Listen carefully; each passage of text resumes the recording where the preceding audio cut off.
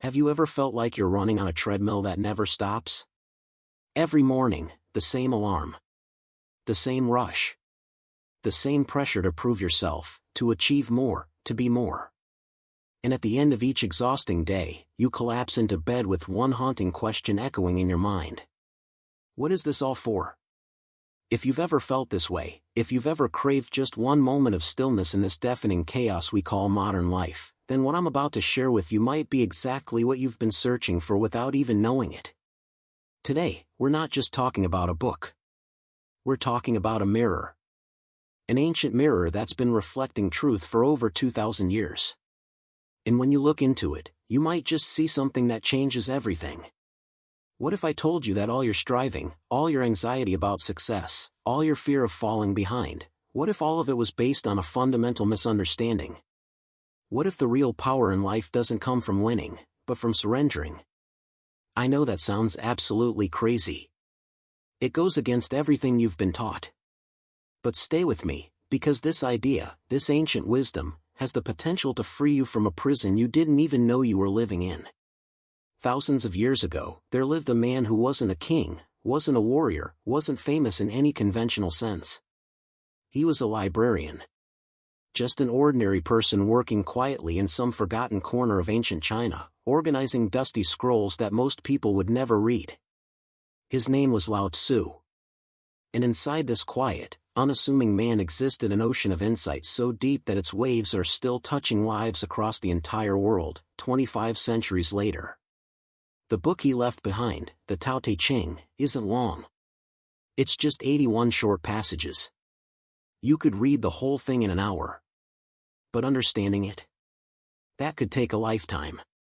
And that's exactly the point. This isn't a book that tells you what to do. It's a book that shows you what not to do. It teaches you the art of non-doing, of becoming like water that flows around obstacles instead of crashing into them. Like a river that always finds its way to the ocean without ever needing a map. Are you ready to question everything you thought you knew about success, about strength, about what it means to live well? Then let's begin this journey together. And I promise you, by the time we're done, you'll never look at your life quite the same way again. Let's start with the most unsettling truth of all. The Tao itself. The central concept that this entire philosophy revolves around. And here's the first mind-bending paradox. The Tao that can be spoken is not the eternal Tao. The name that can be named is not the eternal name. Think about that for a second. We spend our entire lives trying to understand everything. We want answers. We want certainty. We want to put labels on things, categorize them, control them. If I can just figure out the formula for success, we think, then I'll have it all figured out. If I can just understand how relationships work, how money works, how happiness works, then I'll be in control of my life. But the Tao tells you something radically different. It says that the fundamental force that runs through everything, that connects everything, that makes everything work, this force cannot be understood by your thinking mind. You can't grasp it. You can't contain it. You can't even properly name it. And that makes us deeply uncomfortable, doesn't it? Because if we can't understand the thing that's running our lives, then how can we possibly control what happens to us? How can we protect ourselves from pain and loss and failure? But here's where it gets beautiful. Lao Tzu says this inability to control everything is actually your freedom, not your prison. Think about a river flowing down from the mountains. Does it have a map? Does it stop at every turn to analyze which direction to go? Does it worry about whether it's taking the right path? No. It simply flows. And there's this invisible pull, this natural intelligence that guides it perfectly toward the ocean. It doesn't fight the mountains. It flows around them. It doesn't try to push rocks out of the way. It moves over them or carves new paths through them, patiently, over time. The river trusts the pull. It trusts the flow. And without any struggle, without any anxiety, it arrives exactly where it needs to be. Now think about your own life. How much energy are you wasting trying to swim upstream? Trying to force things to happen your way? Trying to control outcomes that were never yours to control in the first place? Your career, your relationships, your health, you're exhausting yourself trying to bend reality to match your expectations. And what does that get you? Stress. Frustration. The constant feeling that you're not doing enough, that you're falling behind, that life is somehow working against you. But what if it's not? What if life is actually trying to take you somewhere good, and you're just fighting the current because you don't trust where it's leading? The Tao invites you to let go. To stop trying so hard to figure everything out. To trust that there's an intelligence moving through your life that's far greater than your limited understanding. This doesn't mean you become passive. It means you become aligned. You stop forcing and start flowing. You stop exhausting yourself in resistance and start dancing with what is. And here's what's fascinating. The moment you stop fighting, the moment you relax into the current, you don't drown. You float. You move forward with an ease you've never experienced before. This is the Tao. Not something to understand, but something to feel. Not something to control, but something to trust. Now let's talk about something that will completely flip your understanding of how life works. Wu Wei. These two simple words contain one of the most powerful concepts you'll ever encounter. Wu Wei means non-doing or effortless action. And before you think this is about being lazy or passive, let me stop you right there. This is actually about becoming so effective, so powerful, that your actions no longer feel like struggle. Think about what we're taught from childhood. Work hard. Push harder. Fight for what you want. Never give up. Never surrender. If something isn't working, you're just not trying hard enough. We glorify the grind. We celebrate exhaustion. We wear our stress like a badge of honor, and what does this get us? Burnout. Broken relationships. Health problems. A deep, gnawing sense that no matter how much we achieve, it's never quite enough. We're constantly in battle mode. Fighting our circumstances, fighting other people, fighting ourselves. And we're tired. So incredibly tired. Into this exhaustion, Wu Wei offers something radical. What if the most powerful way to act is to stop trying so hard? What if real strength comes from knowing when to yield instead of when to push? Let me paint you a picture. Imagine a massive oak tree and a bamboo plant standing side by side in a forest. A violent storm rolls in with winds powerful enough to uproot entire trees. The oak, strong and rigid, stands firm. It refuses to bend. It fights the wind with all its considerable strength. And in that fight, it breaks. It crashes to the ground, defeated by its own rigidity. Now look at the bamboo. It doesn't fight. The moment the wind hits, it bends all the way to the ground. It looks weak, defeated even. But when the storm passes, the bamboo straightens back up, completely unharmed.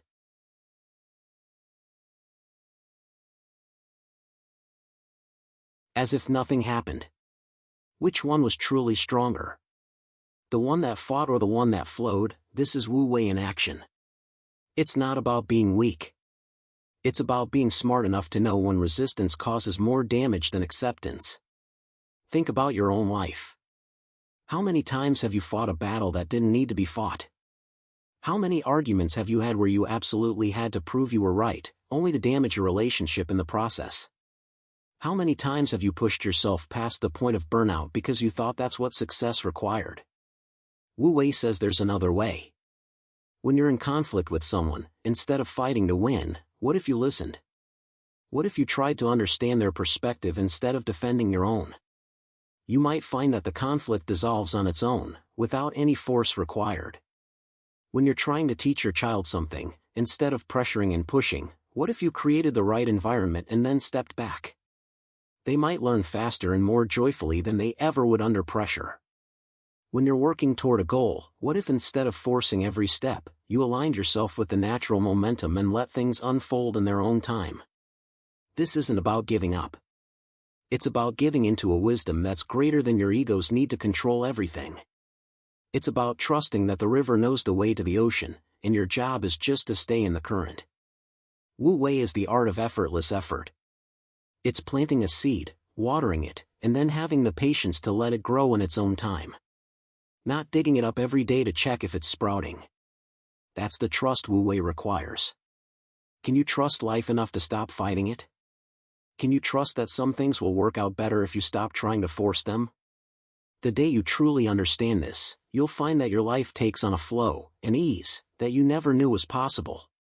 Now let's talk about something that might make you uncomfortable. Simplicity. Look around you right now. Your home, your phone, your mind. What do you see? Clutter. Stuff. Information overload. Endless desires. We've been conditioned to believe that more equals better. A bigger house, a fancier car, more followers on social media, more money in the bank, more achievements on our resume. We're in a race that has no finish line, constantly chasing the next thing, convinced that when we get it, then we'll finally be happy. You get the promotion. You're happy for exactly 3 days. Then your mind whispers, but what about the next level? You buy the thing you've been wanting. The excitement lasts maybe a week. Then you see someone with something better, and suddenly what you have isn't enough anymore. This endless wanting has given us exactly what? Chronic dissatisfaction. Debt. Stress. Homes filled with things we don't use. Minds filled with information we don't need. Hearts filled with desires that can never be satisfied. And into this chaos, Lao Tzu speaks one quiet, revolutionary sentence. Less is more. But he's not talking about forced minimalism or deprivation. He's talking about voluntary simplicity. About choosing to step off the treadmill of endless wanting because you've finally realized it's making you miserable. Think about a clay pot. What makes it useful? Is it the clay? Is it the beautiful design on the outside? No. What makes a pot useful is the empty space inside it. That emptiness is what allows it to hold water. Without that emptiness, it's just a lump of clay. The same is true for a room. The value isn't in the walls. It's in the empty space within the walls, the space where you can actually live and breathe and be. Now think about your mind. Is it like that useful pot with space inside? Or is it already crammed full of worries, regrets, comparisons, plans, opinions, judgments, and endless mental chatter? When your mind is completely full, where's there room for peace? Where's there room for joy? Where's there room for love? The Tao asks you to empty yourself. Not to become empty in a sad, hollow way, but to create space for what actually matters. This means letting go of desires that don't serve you. Releasing relationships that drain you. Clearing out the mental clutter of thoughts that keep you stuck in the past or anxious about the future.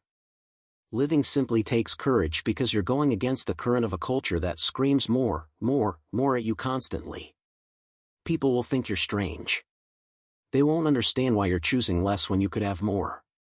But when you actually do this, when you begin to simplify, something remarkable happens. You feel lighter. Freer. You discover that happiness doesn't require nearly as much as you thought. Real joy is found in a quiet morning with your coffee. In watching the sunset without checking your phone. In sitting with someone you love without needing to fill every silence with words. Simplicity doesn't take things away from you. It reveals what was always there but hidden under all the noise. It shows you the treasure that's been inside you all along. Let's talk about something that will completely challenge how you think about strength and weakness. The Tao is full of paradoxes, and here's one of the most powerful. The soft overcomes the hard. The weak defeats the strong. Your whole life, you've been taught that strength means being tough, never bending, never breaking, always pushing forward no matter what. You've learned to build walls around your heart, to never show vulnerability, to fight every battle like your life depends on it. But then life throws you a storm you can't fight. A loss you can't prevent. A situation you can't control. And all that rigid strength you've built? It shatters. Lao Tzu tells us that what appears weak is often the strongest thing in the world. Water. You can't grasp it. You can't hold it. It seems soft, yielding, almost nothing. But water carves through stone. Water shapes mountains. Water always finds a way. When you try to be hard, when you refuse to bend, when you insist on your way no matter what, you become brittle. And brittle things break. But when you learn to be like water, when you develop the ability to yield and flow and adapt, you become unbreakable. Not because you're harder, but because you're more flexible. This is where the Tao gets really interesting. It shows us that everything contains its opposite. Strength contains weakness. Weakness contains strength. Victory contains defeat. Defeat contains victory. The person who always needs to win is actually showing their weakness, their fragile ego that can't handle being wrong. But the person who can admit they're wrong, who can apologize, who can back down from a fight that doesn't matter, that person is demonstrating real strength. The strength of self-control. The strength of wisdom. The strength of knowing that some battles aren't worth your peace. When you hold your ground in an argument just to prove you're right, people might think you're strong. But inside, you know the truth. You're enslaved to your ego. You can't let it go because you're too weak to accept being wrong. But when you choose silence over proving your point, when you choose understanding over winning, that's when you discover real power. The power to be unmoved by the need for external validation. The power to protect your inner peace above all else. These paradoxes aren't just philosophical puzzles. They're invitations to see reality more clearly. To understand that truth isn't black and white. It contains darkness and light, strength and gentleness, holding on and letting go. When you start to embrace both sides of reality, when you stop dividing everything into good and bad, right and wrong, you find a deep balance. A peace that doesn't depend on circumstances going your way. Now let's address something that might sting a little. Your desires. When you were young, simple things made you happy. A balloon. A story before bed. A day at the park. But somewhere along the way, your desires grew bigger, heavier, more demanding. Now you want the career, the house, the status, the recognition. You want people to see you as successful. You want security. You want control over an uncertain future. And here's the question that cuts deep. Even when you get these things, does your mind settle? Does the wanting finally stop? Or does it just shift to wanting something else, something more, something different? Lao Tzu says it clearly. The more you want, the less peace you'll have. And this contradicts everything we've been taught about ambition and dreams and goals. We're told to want more, to dream bigger, to never settle. But have you noticed that desires are like a fire that can never be satisfied? You feed it, and it grows. You satisfy one desire, and 3 more appear in its place. It's an endless cycle with no winner, only increasing desperation. There's an old story about a fisherman who catches a magical fish that offers to grant wishes in exchange for freedom. The fisherman makes wish after wish. At first, he's delighted. But the more he gets, the more he wants, until his desires consume him and he loses everything, ending up worse than when he started.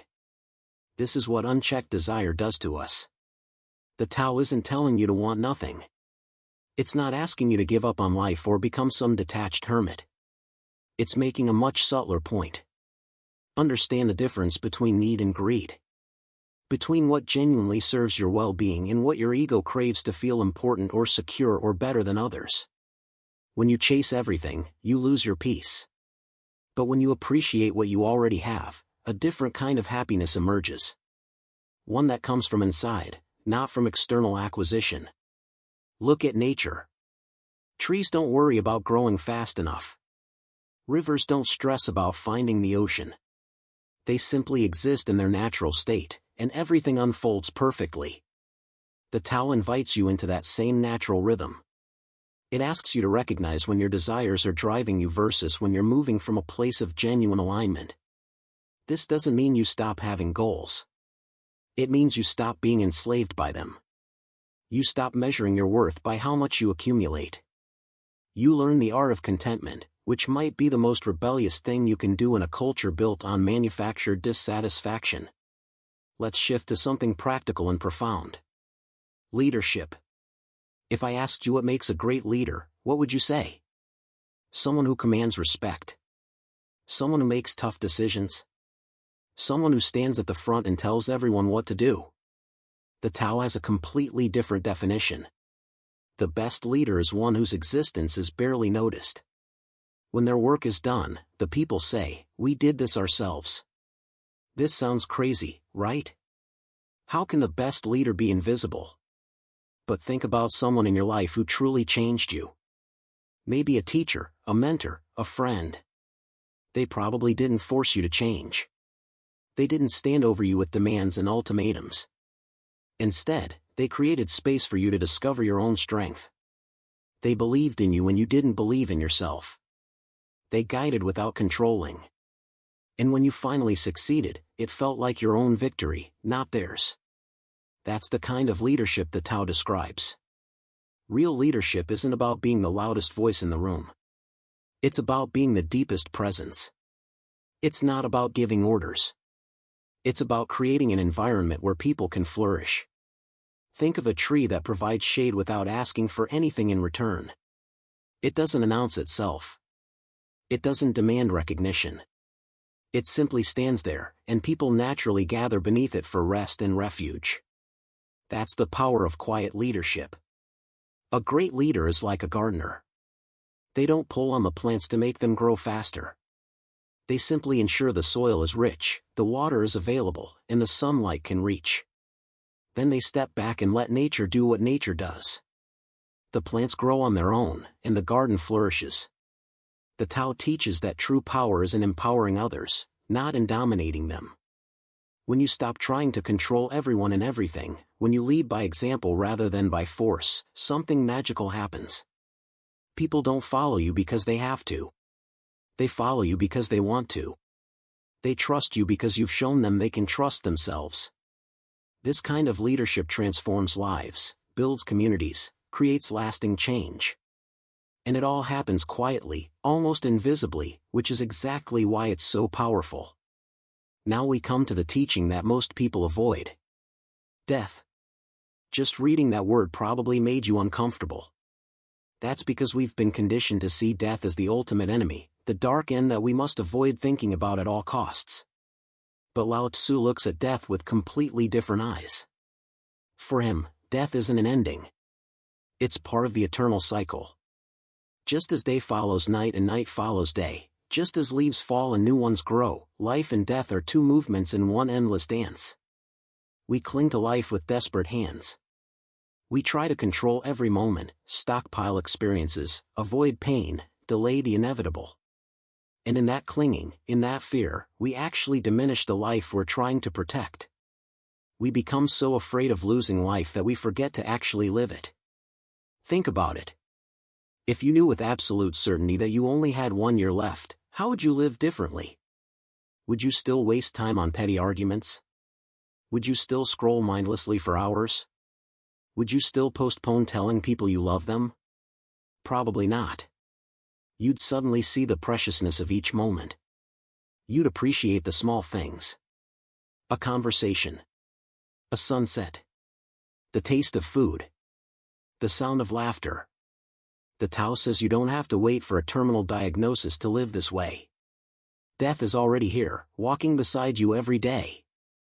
Not as a threat, but as a teacher. It reminds you that control is an illusion. That everything is temporary. That the only moment you truly have is this one, right now. When you make peace with death, when you accept it as a natural part of the cycle rather than fighting against it, something profound shifts. You stop living in fear. You start living in presence. You realize that the goal isn't to live forever, but to be fully alive in whatever time you have. This doesn't mean becoming morbid or depressed. It means becoming awake. Grateful. Intentional. Every sunrise becomes a gift. Every moment with loved ones becomes precious. You stop taking things for granted because you understand, deeply, that nothing lasts forever. And paradoxically, when you accept that everything ends, you're finally free to enjoy it while it's here. This is the wisdom of the Tao. Death and life aren't opposites. They're partners in the same dance, and learning to dance with both is how you discover what it means to be truly alive. So here we are, at the end of our journey through these ancient teachings. But really, this isn't an ending at all. It's an invitation to a beginning. Everything we've explored, from the mystery of the Tao itself to the art of Wu Wei, from the power of simplicity to the wisdom of paradox, from the freedom and letting go of endless desires to the quiet strength of true leadership, from making peace with death to discovering what it means to really live, all of this isn't just philosophy to think about. It's a way of being to embody. The real question isn't whether you can understand the Tao intellectually. The real question is whether you're willing to let it change how you actually live. And I won't lie to you. This path isn't easy. It requires something that feels dangerous in our control-obsessed culture. It requires surrender. Not the surrender of defeat, but the surrender of trust. Trust that life knows where it's going, even when you don't. Trust that less can genuinely be more. Trust that your strength might actually be found in your willingness to bend rather than break. Trust that you don't have to win every battle to live a victorious life. This path asks you to question everything. The success you've been chasing, is it what you actually want or what you were told to want? The constant striving, is it getting you closer to peace or further from it? The need to control, is it protecting you or exhausting you? These aren't comfortable questions. But they're necessary ones. The Tao will strip away your illusions. It will challenge your ego. It will ask you to let go of the identity you've been building your whole life. And in that letting go, you might discover something you never expected. Your true self. Not the self that's trying to impress everyone. Not the self that's running from fear. But the self that exists when you finally stop performing and just be. This is what Lao Tzu offers you from across 25 centuries. Not a rulebook. Not a guarantee of success in the conventional sense. But something far more valuable. A way to find peace in a chaotic world.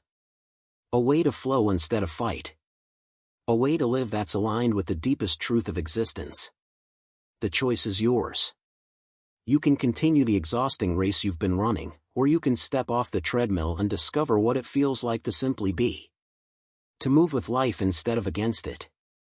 To trust the current instead of fighting it. To become like water, soft and powerful at the same time.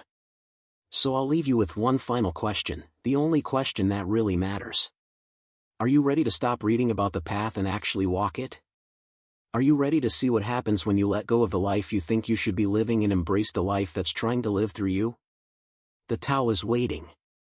Not out there somewhere, but right here, right now, in the space between your thoughts, in the pause between your breaths, in the stillness you've been avoiding because you're afraid of what you might find there. But I promise you this. What you'll find is an emptiness. It's everything. The peace you've been seeking. The freedom you've been craving. The life you were always meant to live. All of it is already here. You just have to stop running long enough to notice. So take a breath. Let your shoulders drop. And for just this moment, stop trying to get somewhere else. The Tao isn't a destination. It's the journey itself. And it starts right now, right here, with you exactly as you are.